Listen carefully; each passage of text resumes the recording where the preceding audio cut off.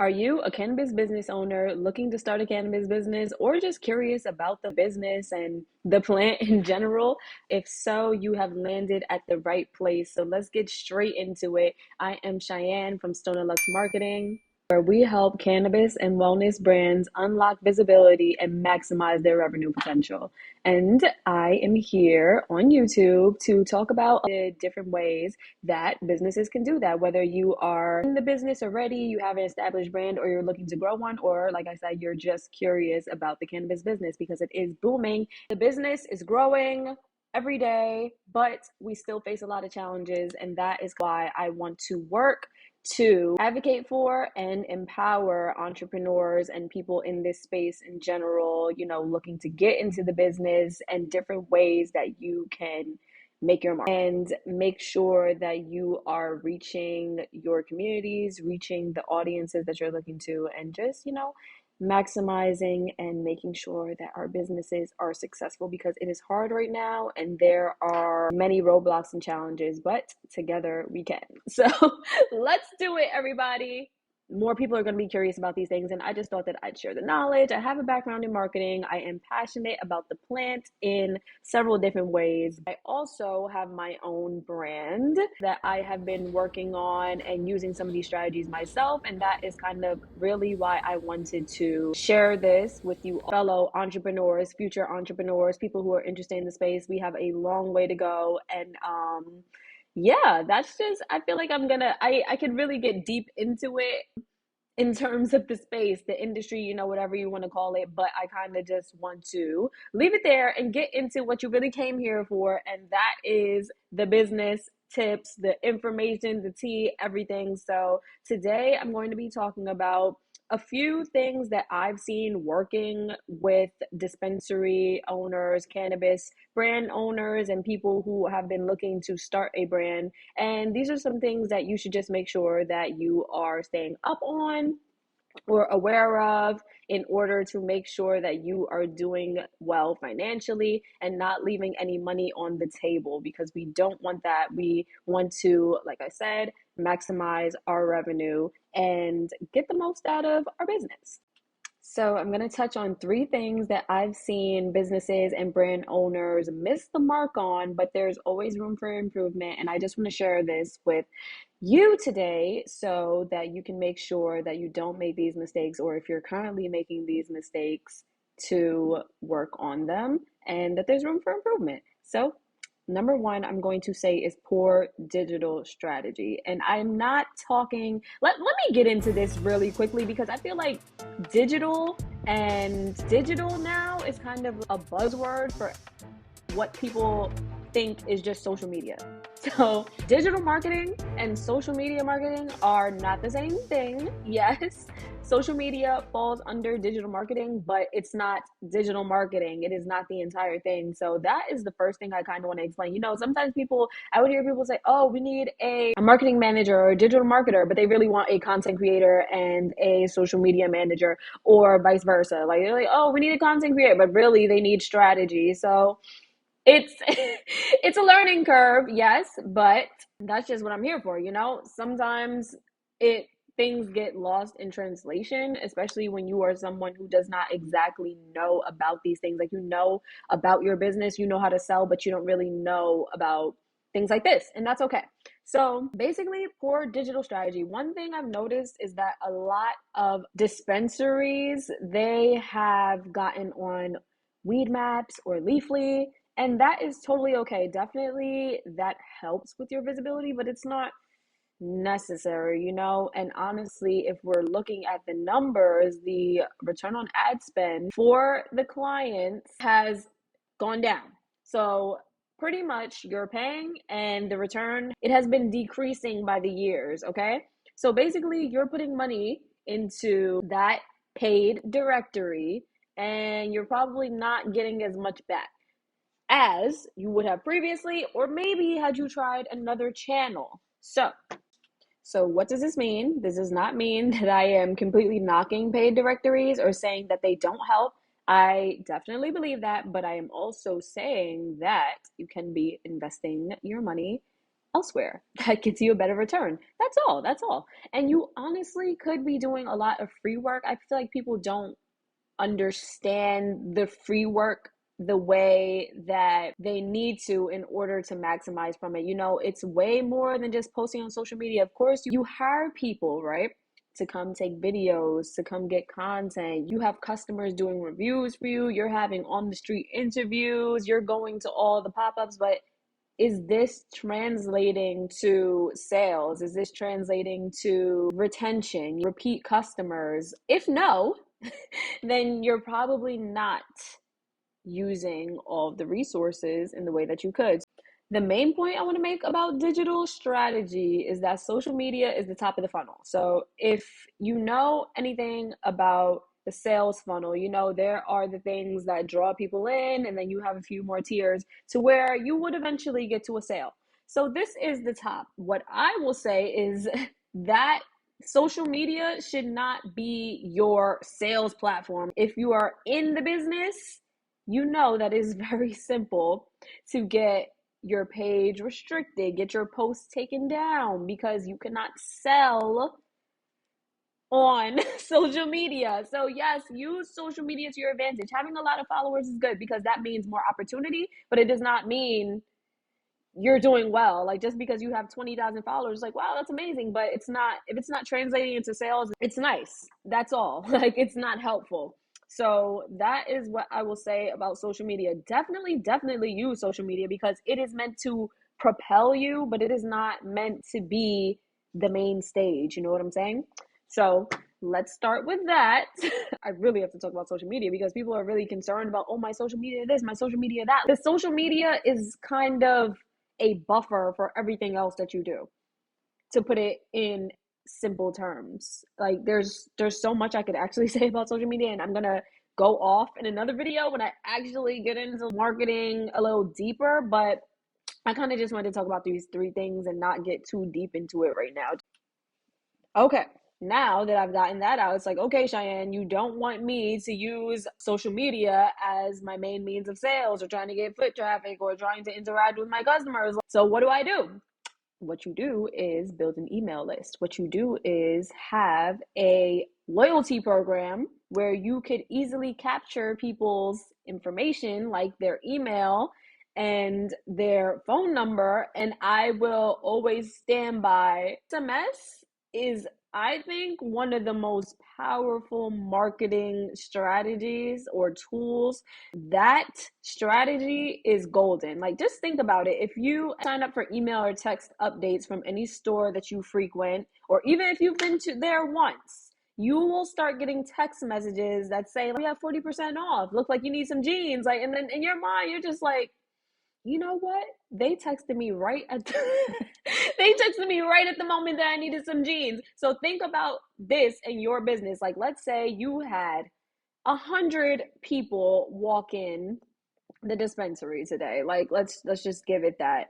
And 50% of them signed up for your loyalty program. I mean, that's pretty good. 50% of the people that came in signed up in a day.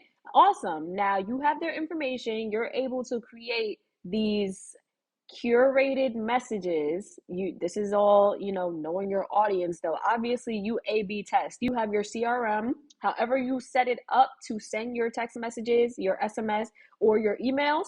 You test it. You say, okay, we're going to try this subject line, and then we're going to check the open rate, we're going to check the click rate, we're going to see, did people go to the website from there, did they just open it and leave, did they not open it at all? And that will tell you what you need to know.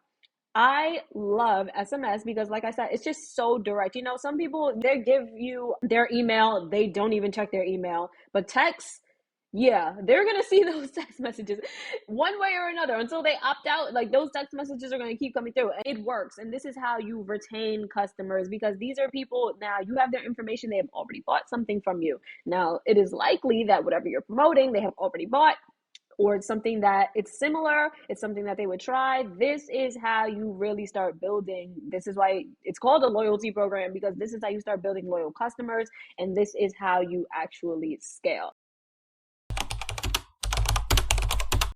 Using SEO is different on Instagram, but blogs, like SEO for your website and adding a blog into your business adds some more organic search material for you, kind of attracting people. They search a certain thing, and hey, your blog about it. Okay, it's on your website. Oh, this is also a dispensary. That's in my area. Okay, wow, awesome. So, you see how that goes. Like, that's just kind of more parts to the funnel that goes outside of social media. Let's say you have your social media page. Let me go on their website. Oh my gosh, they have a lot of products I'm into. And then there we go. From there, now we're moving. And then also, while they're on there, you have the little pop-up, subscribe to our newsletter, sign up for email updates, sign up for SMS text updates, you get 10% off. This is how these things go. So definitely digital strategy, don't overthink it. Just you as a cannabis business owner can use the same strategies that other businesses are using. Obviously, just make it for cannabis. Like, this space is totally different, but it's not that different. At the end of the day, it is a business, just like any other business. So a lot of those strategies work. Another thing that I've noticed about these businesses is that they may collect a lot of data, but don't know what to do with the data or just ignore the data, especially when it comes to customer retention. I think people are not understanding how crucial that part of it is. Like, I understand when you're sales minded, like a lot of business owners are, obviously, because you want to make profit, you're always looking for the new. You're like, how can we get new customers? How can we get more people? How, but ignoring the fact that, hey, you already have a basis here. Obviously, this is not when you're first getting off the ground, but you will figure out who your customers are the longer that you are around, you're established, you're advertising yourself. People come to you. So my main point here is, do not neglect your current customers just because you are trying to expand or acquire new ones, right? Because so long as you are keeping people who have already purchased from you engaged, you get their loyalty, and that maximizes your revenue. At the end of the day, you will make more money from consistent repeat customers than a few new ones every month. So it may not look like it in the short term, but in the long term, when you look at the numbers, you're like, okay, yeah, most of the money is coming from, because these are people. It's like, hey, if the new people don't come, you still have this person who purchases $70 worth every week, this person who purchases $1,000 worth every month. That revenue will be consistent. So definitely nurture those connections with those customers, and you keep them engaged with these different programs and strategies, referral programs, loyalty programs, and re-engagement emails. Just like I was saying, that SMS and email is super important for that. And that's why I'm talking about the data, because once you collect the data, you can see what works, what doesn't work, who actually are the people that you're speaking to. You can't just start throwing out things that are just random. I mean, in the beginning maybe, but once you have the data, use it. That's kind of the point. When you're collecting it, you do what you can. But once you have it, it's like, okay, cool, this is where we're going to go with this. And this is what's been working. This is what we throw out the door. And that's that. And you will notice the more you increase your retention, the more you are maximizing your revenue. Even a 5% increase in retention can lead to a boost in profits from 25 to 95%. 95%. That is almost 100% increase in revenue. Like, just think about that. Almost a 100% increase just from keeping your customers. It seems really simple, but it's not that simple. But if you are doing it the correct way, then it becomes simple.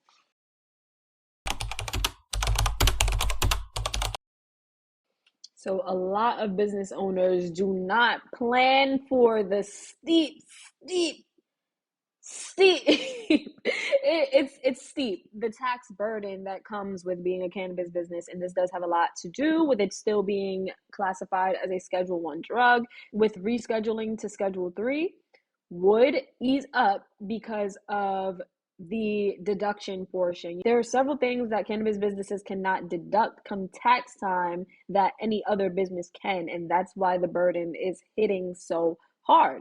I even saw a cannabis business that was making huge monthly revenue, like upwards of 500,000, but the tax burden was so high that a lot of that was eaten away. And that takes away from other things. That takes away from reinvestment opportunities, and that right there honestly is probably the biggest reason why a lot of dispensaries are failing and they're closing, or they're just not seeing the profits that they would. Like, the sales are happening, but the money is just not coming in. Like, how do you reinvest to diversify your revenue? How do you get better technology? How do you increase your marketing, in order to bring in more opportunity? It's kind of daunting when you really look at it, when you're looking at the numbers I have seen, and you have to prepare for that. Basically, number one takeaway from this portion is that you definitely have to prepare yourself when you are doing your forecasting, your expenses. Make sure that that is in there. Of course, hire a tax professional, a financial professional. But I think as a business owner, these are just things that you should know what these things may look like.